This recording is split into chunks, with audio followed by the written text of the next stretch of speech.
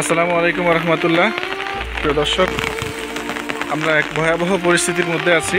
নোয়াখালীর কবিরহাট উপজেলা গতবার যেরকম বন্যা পরিস্থিতি ছিল, এবছর আমাদের একই অবস্থা।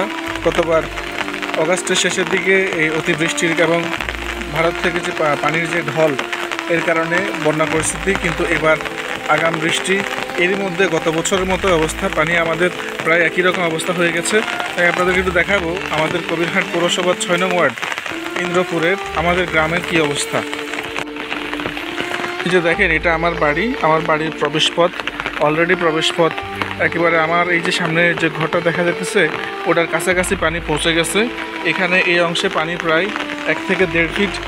এরপর এই যে আমার প্রজেক্টের চতুর্দিক ডুবে গেছে, কিছু কারণে। আর একটু দূরে যেটা দেখতে পাচ্ছেন, যেটা আপনারা এর আগে দেখছেন, এই যে এটা হচ্ছে আমার সবজি ক্ষেতের উপরে এখন প্রায় 1 হাত পানি উঠে গেছে। তার ঠিক রাস্তার অপোজিট পাশে এই যে যেখানে আমার শশার প্রজেক্ট ছিল, এটাতে এখন অলরেডি প্রায় 5 ফিটের মতো পানি হয়ে গেছে। 5 ফিট পানির নিচে এটা চলে গেছে। আমরা যদি একটু এই পাশে একটু দেখাই, আমার কিছু প্রতিবেশী, তাদের খুব ভয়াবহ অবস্থা। এরা অলরেডি আশ্রয়কেন্দ্রে চলে গেছে। এই যে এই পিছনে যে বাড়িটা, এই বাড়ির লোকজনরা গতকালকেই আশ্রয়কেন্দ্রে চলে গেছে। ওটার ঘরে প্রায় 1 ফিট পানি উঠে গেছে। তারপরে এখানে এই যে আরও কিছু আমার প্রতিবেশীকে যদি দেখাই, এই যে ঘরের মধ্যে পানি উঠে গেছে।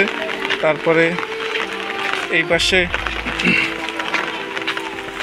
এই যে ঘরগুলো অলরেডি ডুবে গেছে। এই যে এই পাশে আমার আরেকটা মাছের ঘের, যদিও এই চতুর্দিকে নেট দিছি, কিন্তু কিছু করার নাই, নেটের উপরে পানি উঠে গেছে। তারপরে এই যে রাস্তাতে পানি। আমার এই পাশে প্রজেক্ট, এই পাশে আমার মাছের প্রজেক্ট, আবার এই পাশে দুটাই একটার সাথে আরেকটা মিলে গেছে। আর এই দিকে এখন নেট দিয়ে কোনো কিছু করা যাবে না, কারণ যে পানির যে স্রোত, এই স্রোতে আর এগুলো টিকবে না।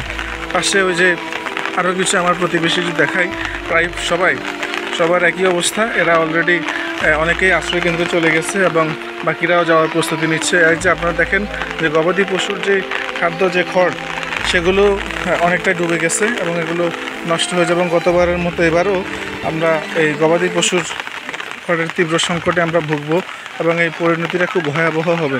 আমরা যদি দেখাই, ওই পাশে এই যে ঘরগুলো সবগুলো ডুবে গেছে। রাস্তায় অনেক পানি, রাস্তা এই পাশের পাশ সব হয়ে গেছে। তো একটা ভয়াবহ পরিস্থিতি আমাদের জন্য অপেক্ষা করতেছে।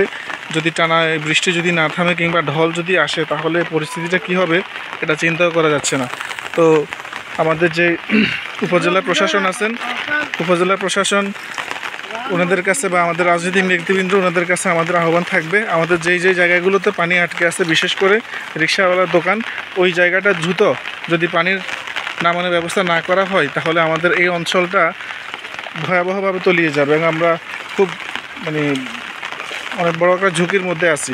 তো সেজন্য আমাদের আহ্বান থাকবে জরুরি ভিত্তিতে এই সমস্যাগুলোর সমাধান করার জন্য।